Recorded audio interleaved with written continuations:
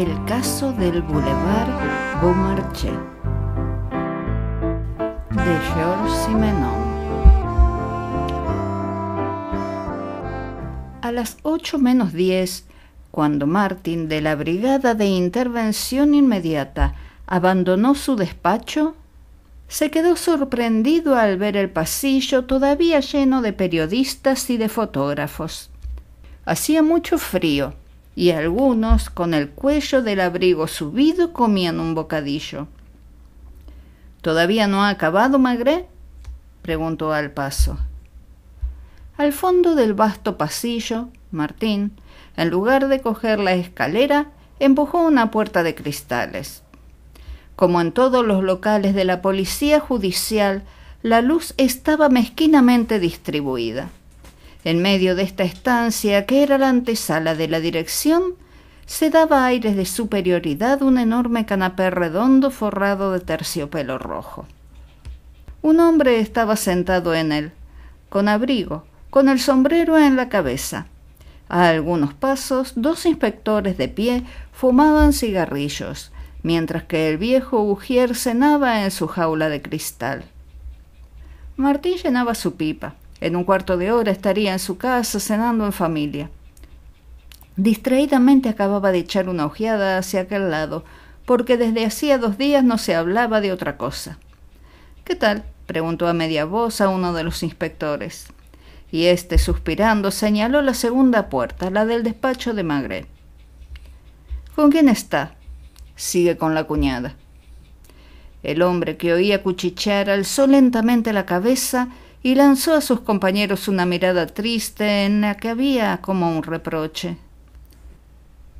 Era un personaje delgado, de mala apariencia, de unos 40 años, tal vez algo menos, de ojos muy ojerosos, de bigotito moreno. «Está ahí desde la mañana», susurró el inspector a Martín. En aquel momento la puerta de Maigret se abrió. El comisario apareció y, como no cerró tras de sí, se vio el despacho lleno de humo y en un sillón verde la silueta de una muy joven mujer rubia. «Lucas», llamó Maigret, buscándole con los ojos como alguien que no ve el asunto muy claro, «corre a traerme unos bocadillos. Pasa por la cervecería y haz que suban unos medios». Martín aprovechó para estrechar la mano de su colega. «¿Marcha eso?» Y Maigret, congestionado, presentaba unos ojos brillantes. Se hubiera jurado que hubiese dado cualquier cosa por una bocanada de aire fresco. «Escucha», murmuró bajando la voz, «te voy a decir algo bueno. Si no acabo esta noche con esta investigación, abandono. No lo comprendes, ¿verdad? Pues bien, no puedo vivir más tiempo ahí adentro». El hombre del canapé, que no podía oír sus palabras, esperaba temblando, pero el comisario volvió a entrar en su despacho. La puerta se cerró. Martín se alejó mientras la aguja del reloj avanzaba un nuevo minuto y llegaban hasta allí las voces de los periodistas. Un caso que, sin embargo, al principio se había presentado como banal. El domingo precedente, en el Boulevard Beaumarchais, en un inmueble cuya planta baja está ocupada por un fabricante de pipas, en el 4º piso, Louis Boivin, 26 años, moría bruscamente, dando todos los signos de que se trataba de un envenenamiento. El apartamento, burgués, confortable y que hubiera podido ser alegre, estaba habitado, además de Louis Boivin, por su marido, Ferdinand Boivin, corredor de piedras preciosas, y por su hermana Nicole, de 18 años. Aquella era la Nicole a la que Maigret tenía en su despacho desde hacía varias horas y que se mantenía firme, nerviosa ciertamente, mordisqueando su pañuelo, pero siempre lúcida a despecho de una atmósfera agobiante. Sobre el escritorio estaba colocada una lámpara cuya vasta pantalla verde rebajaba la luz. El rostro de Maigret, más alto que la pantalla, permanecía en la penumbra. Pero la joven, sentada en su sillón bastante bajo, estaba en plena claridad. Las cortinas de la ventana no habían sido corridas, aunque se veía rodar por los negros cristales las gotas de lluvia, iluminadas por el reflejo de las luces de los muelles. Van a traernos de beber, suspiró Maigret con alivio. Tenía tanto calor que de buen grado se hubiese quitado el falso cuello y la chaqueta, mientras que su compañera seguía con su abrigo gris, tocada con una gorrita de la misma tela que le daba un aire tanto más nórdico, ya que tenía los cabellos rubios. ¿Qué podía preguntarle que no lo hubiese hecho ya? Y sin embargo no se resignaba a dejarla marchar. Experimentaba confusamente la necesidad de tenerla al alcance de la mano, mientras su cuñado continuaba esperándola en la antesala. Para contenerse, hojeaba su dossier como si, volviendo a leer sin cesar los mismos detalles, hubiese podido brotar una inspiración. El primer proceso verbal, el de la policía del barrio, concerniente a los acontecimientos del domingo, tenía ya, a pesar de su simplicidad, algo de turbio. En el cuarto piso, en una habitación situada en el fondo del apartamento, encontramos el cuerpo de Louis Vauban, tumbado en el suelo. El doctor Blind, que había sido llamado una media hora antes por la familia, nos declaró que había muerto algunos minutos antes, presa de atroces convulsiones, y atribuye claramente la muerte a un envenenamiento, criminal o accidental, provocado sin duda por una fuerte dosis de digitalina. Luego más abajo.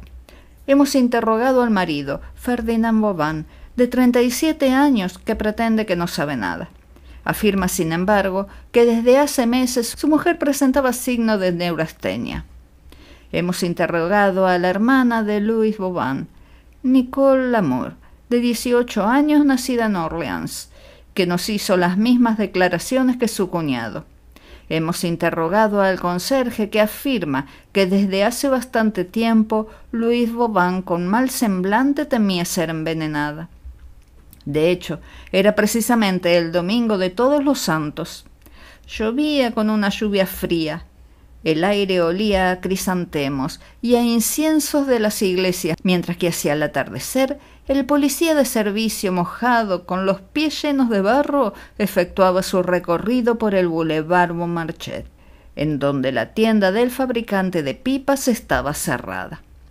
Pero esto era lo cotidianamente dramático, la atmósfera de casi todos los casos. La verdadera tragedia, los periodistas que esperaban todavía no la sacaban a la luz, porque era ahora, en la atmósfera recalentada de su despacho, cuando Maigret la acababa de descubrir, y esperaba con impaciencia el sabor refrescante de un medio, evitando hasta entonces mirar a la joven de rasgos estirados que consideraba fijamente un ángulo del despacho. «Entre», gritó. El camarero de la cervecería Dauphin traía los medios y los bocadillos, y lanzó una ojeada al cliente de Maigret. «¿Esto va aquí?» «Sí, ofrézcale al señor que espera en la antesala». Pero Vauban, cuando se le quiso dar de comer y de beber, sacudió la cabeza como a alguien al que le falta valor. Maigret, de pie, daba grandes mordiscos al bocadillo, mientras que su compañera mordisqueaba el suyo. ¿Cuánto tiempo hacía que estaban casados? 8 años. Una historia banal de gente sin envergadura. Ferdinand Vauban, pequeño corredor de piedras preciosas, en el curso de una estancia en Orleans, donde estaba encargado de unos exámenes tasativos, había conocido a Louis Lamour, cuyos padres tenían una zapatería. En suma, que no era más que una niña. Tenía 10 años. Supongo, intentó bromear, que todavía no estaba enamorada de su cuñado. No lo sé. Él le lanzó una mirada de reojo y no tuvo ganas de reír. Por lo tanto, hace un año, cuando murió su padre, su hermana y su marido le recogieron. Vine a vivir a su casa precisamente. ¿Y después cuándo exactamente fue la amante de Vauban? Desde el 17 de mayo. Decía esto claramente, casi con orgullo. ¿Le ama? Sí. A su vista frágil y apasionada se hubiera podido figurar para inspirar un amor parecido a un Vauban hermoso y romántico. Ahora bien, era uno de los aspectos turbios de aquella historia. El corredor era un hombre vulgar con el que había que hacer un esfuerzo para acordarse de su rostro. Su propia profesión carecía de poesía. Horas que deambulaba por los cafés de la calle de Lafayette, en donde se halla la bolsa de las piedras preciosas, y únicamente desde hacía un mes había podido adquirir un modesto coche de ocasión. Además, su figura era desagradable. ¿Y su hermana? Mi hermana estaba celosa. ¿Le amaba? No lo sé. ¿Qué dijo cuando le sorprendió? No dijo nada, me escribió. Desde entonces no nos hablábamos. ¿Cuándo sucedió eso? El 2 de junio. Era la tercera vez que pasaba. ¿En el Boulevard Beaumarchais? Sí, en mi habitación. Ferdinand creía que Luis había salido, mientras que estaba en la cocina con la mujer de la limpieza. ¿No se le ocurrió la idea de ir a vivir a otra parte? Yo lo quería, fue mi hermana la que exigió que me quedase. ¿Por qué? Para poder vigilarnos mejor. Ella pretendía que si yo abandonaba el apartamento le sería demasiado fácil a su marido verme a escondidas. ¿Y en el apartamento? Nunca nos dejaba solos. Llevaba siempre zapatillas de fieltro, así que aparecía sin hacer ruido. ¿Cómo pudieron vivir meses sin dirigirse la palabra? Nos intercambiábamos papeles escritos. Por ejemplo, mi hermana escribía: «Prepara la ropa sucia para mañana», o bien «No uses la bañera, hay un escape». ¿Y Boban? Era muy desgraciado. Desde el principio se negó a dormir en la habitación de su mujer e instaló un diván en el salón. Me juró que no tenían ninguna relación. Maigret contó con los dedos. Junio, julio, agosto, septiembre, octubre, 5 meses. Por lo tanto, ¿ha vivido así durante 5 meses? Dijo que sí con la cabeza, simplemente, como si fuese la cosa más natural del mundo. ¿No le habló nunca Ferdinand Boban de desembarazarse de su mujer? Nunca, lo juro. ¿Y nunca le propuso partir con él? No le conoce, suspiró sacudiendo la cabeza. Es un hombre honrado, comprende, lo mismo que en los negocios. Cuando ha firmado un contrato lo cumple cueste lo que cueste. Pregunte a todos con los que ha trabajado. Lo que no impide que desde hace varios meses su hermana parecía prever su fin. Escribió 3 cartas a una amiga y en las 3 aparece la cuestión del envenenamiento. Lo sé. Mi hermana se volvió como loca, a fuerza de perseguirnos. Casi cada noche empujaba sin hacer ruido la puerta de mi habitación y en la oscuridad sentía como su mano venía a tocar mi rostro para asegurarse que estaba en mi cama y que estaba sola. Una pregunta. ¿Desde el 2 de junio no volvió a ver a Boban a solas? 3 o 4 veces fuera, pero mi hermana lo supo. Cada vez nos esperaba a la puerta del hotel. Me seguía por todas partes. Una vez vino a la ciudad en zapatillas porque no había tenido tiempo de ponerse los zapatos. Maigret había visitado el apartamento, que era tan vulgar como el propio Boban. Imaginaba la vida de los 3 personajes y le era necesario volver sin cesar a las mismas preguntas. Como los caballitos del tío Vivo giran sin cesar en redondo sin encontrar la salida. ¿Sabía que en el botiquín del cuarto de baño había un paquete de bicarbonato de soda? Toda la cuestión estaba allí. Tras la muerte de Luis Boban se había registrado el apartamento. No se tardó en encontrar un vaso que había contenido un medicamento. El análisis había demostrado que se trataba de digitalina diluida en un poco de agua. Únicamente que al lado del vaso se hallaba un paquete cuya etiqueta decía bicarbonato de soda. Y este paquete contenía la digitalina en cantidad suficiente para matar a 100 personas. ¿Qué hizo usted el pasado domingo por la tarde? Lo que todos los domingos, era el día más penoso. Ferdinand estaba en el salón donde repasaba facturas. Yo leía en mi habitación, mi hermana debía estar en su cuarto. ¿Qué había almorzado? Me acuerdo muy bien, una liebre que un cliente de Ferdinand le había enviado. Y seguía pronunciando Ferdinand con fervor, como si fuese el más hermoso y el más extraordinario de los hombres. ¿Le afectó mucho la muerte de su hermana? No. No lo disimulaba. Incluso alzaba la cabeza para mostrar su rostro. Mi hermana le hizo sufrir demasiado. ¿Y él? ¿Era culpa suya? Sé que nunca la amó. Ha vivido 8 años con ella, pero sin ser feliz. Mi hermana siempre estaba triste, de mal talante. En el primer año de su matrimonio tuvieron que operarla y además ella tampoco actuó como una mujer normal. Maigret salió un momento y desde la puerta observó al hombre hundido en el canapé. Ya le había interrogado una vez, la víspera, pero brevemente, y vacilaba al iniciar con él uno de aquellos interminables interrogatorios que son tan embarazosos para uno como para el otro. ¿No ha querido comer?, preguntó en voz baja uno de los dos inspectores. No, dice que no tiene hambre. Vamos. Y Maigret, intentando darse valor, entraba de nuevo en su despacho en donde Nicole no se había movido. A propósito, puesto que hablamos de enfermedades, ¿quién en la casa sufría del estómago? Ferdinand, replicó sin vacilar. Raramente, pero a veces le sobrevenía, sobre todo cuando había tenido palpitaciones. ¿Por qué tenía palpitaciones? Es decir, algo del corazón, creo que hace 2 años, pero ya estaba casi curado.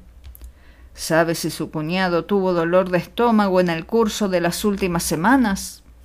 Sí, dijo siempre tan categórica. ¿Qué día? El día que todos estuvimos enfermos.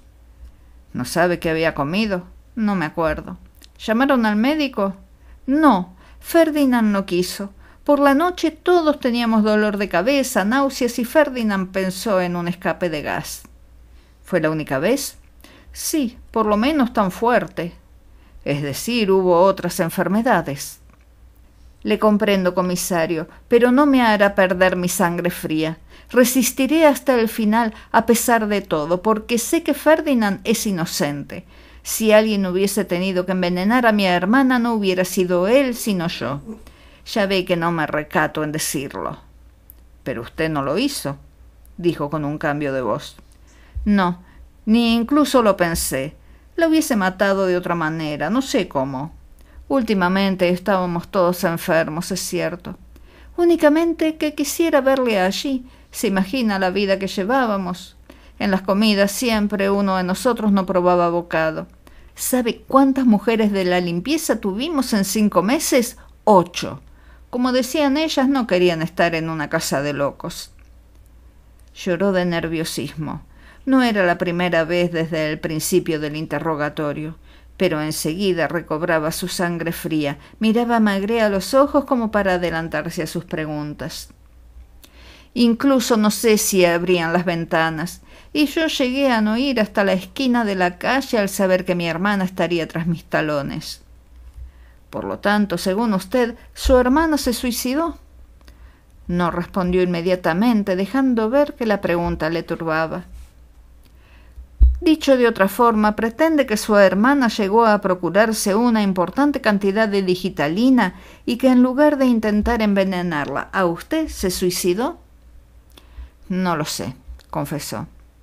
Se percibía que tampoco ella creía aquello, que no cuadraba con el carácter de su hermana. Entonces, es un misterio. En todo caso, Ferdinand no la ha matado. ¿Y usted? Pero se equivocaba si esperaba hacerle perder los estribos. Ella levantó la cabeza una vez más, sostuvo su mirada con un destello de ironía.